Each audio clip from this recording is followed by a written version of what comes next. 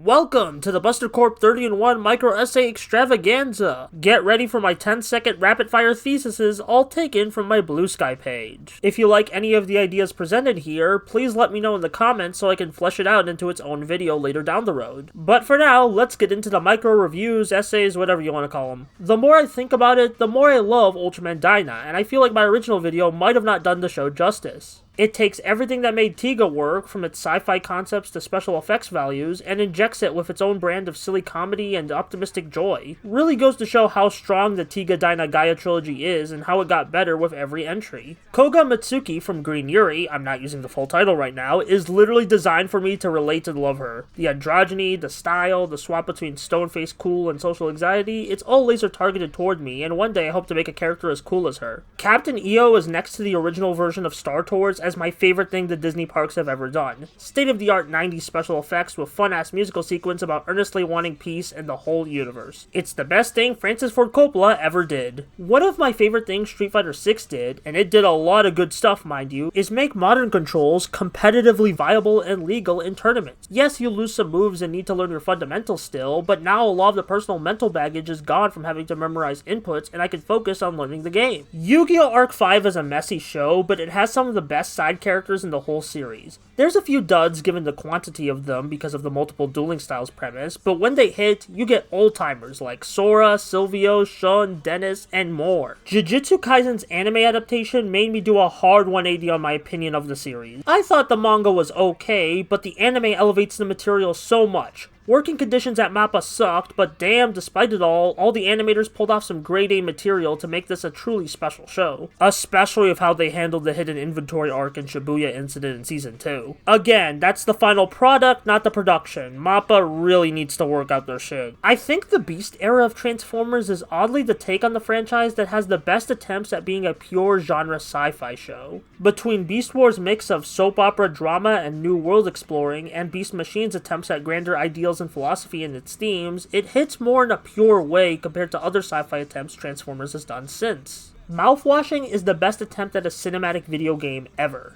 It should be studied for how it seamlessly combines storytelling and gameplay compared to the more basic AAA fare that just kinda gives you walking segments and a bunch of cutscenes. Its game design is unironically phenomenal cinema. I'm conflicted on Smiling Friends having 8 episodes per season. On one hand, TV seasons getting shorter in general is bad, and the fact that it's affecting episodic comedy now is really dire, but I assume the smaller episode orders gives the team a chance to get weirder with the multimedia animation stylings and polish up the comedic bits to perfection. Shout Factory and/or Toei have been fumbling the bag of their Tokusatsu releases for America. Between the bare-bones $100 Geats Blu-ray and the preceding lack of communication regarding any new Rider or Sentai releases, shit's kinda dire, especially when Discotek is doing the Metal Hero series so much justice with their Blu-rays. Sora in Smash Bros. Makes me emotional every time I think about it. I've been wanting this character in the series for nearly 10 years, and I still can't believe it's real. Yes, it's kinda disappointing that it's just Kingdom Hearts 1 rep for his moveset and appearance, but man, they did it well for what they aimed to do. Wish the Nintendo Switch got actual ports of the Kingdom Hearts games instead of terrible cloud versions though. Abed from Community is one of the best sitcom characters of all time. Am I biased because I am also a Muslim movie nerd? Yes, but come on, everyone loves this guy. Neat references, great comedic chemistry with the cast, and he brings the gang together with his heart. Sonic and the Secret Rings is a miserable video game. Terrible gameplay, too much bloom on the graphics, confused aesthetics, and a story that competes with the original version of Sonic Generations is a bunch of nothing. The only good part of it is the last cutscene, but that does not mean shit when I don't care about everything that came before it. Steven Universe Future is one of the best seasons of the series and has one of my favorite endings to a Western cartoon. I know people got their beef with it, but I can't hate it when it takes the fun slice of life and character building of the series to their exciting climax. Pacific Rim is an okay movie that got way too overhyped in my circles. I frankly expected a bit more from Guillermo del Toro doing a mecha vs. kaiju movie, but it kinda boiled down to the most basic Saturday morning cartoon tropes without the sauce or substance I expected from this project. I recognize the appeal, it's just not for me. Mortal Kombat's continuing failure in the fighting game community isn't even interesting anymore, it's just kinda boring.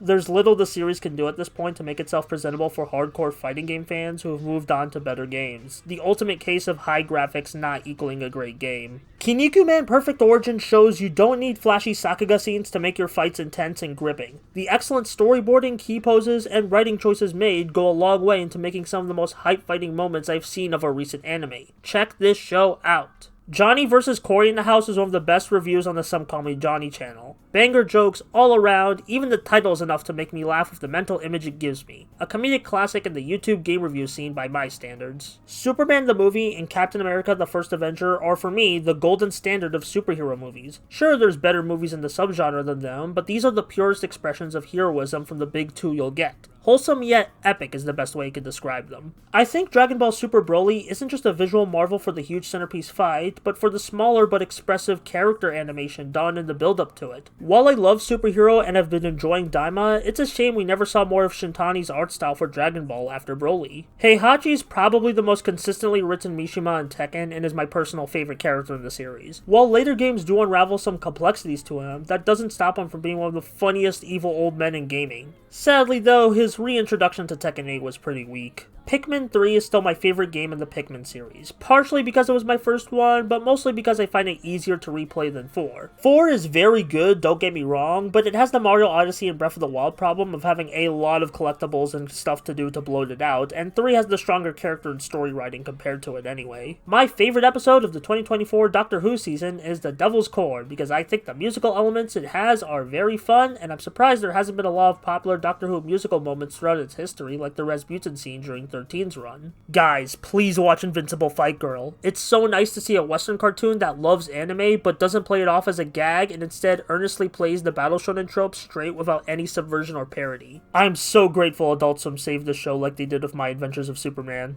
Guts vs. Dimitri turned me into a full-time death battle enjoyer. I was curious how the episode was gonna go given how I love Berserk and like Three Houses, plus I was watching some death battle reviewers at the time, so I decided to give it a watch and I came out of that episode a changed man for better or worse. Extremity is one of my favorite comics of all time. It not only introduced me to one of my favorite comic authors, Daniel Warren Johnson, but helped show me that comics could be so much more than the big two of Marvel and DC. Me taking a chance on this book helped expand my media palette to what it is today. Ultraman Arc Episode 10 might be my favorite individual episode of an Ultra show from any era for me. The way it handles the modern subject matter of online relationships through the sci-fi lens is brilliant and showcases the joys, sorrows, and complicated emotions in between of those relationships. Yamato is my favorite One Piece character because he single-handedly got me to binge the rest of the manga to get to Wano just so I can see him and feel more comfortable in my own body as a result of his actions. Not to mention, his focus episodes in the anime adaptation are top tier in terms of animation and storytelling. I read the first issue of Power Rangers Prime recently, and it was one of the most empty comic book experiences I've ever had. This comic had the perfect opportunity to do a new creative take on Power Rangers since Hasbro doesn't care right now and there's no anniversary or ongoing media pressure, but nah, let's half-heartedly shove Samurai and VR Troopers into this. Compared to the recent Ultimate Spider-Man and Absolute Batman, this is just pathetic. I don't know why I decided to make my first video on the Buster Corp channel an analysis of Ratchet & Clank 2016. I mean, I think the video was fine for what it is, but such an out there subject for me to cover. It doesn't really give you a good first impression of me, since yes, I'm a gamer, but I'm not that big into Ratchet & Clank right now. Well, what's done is done, and that's forever my first video.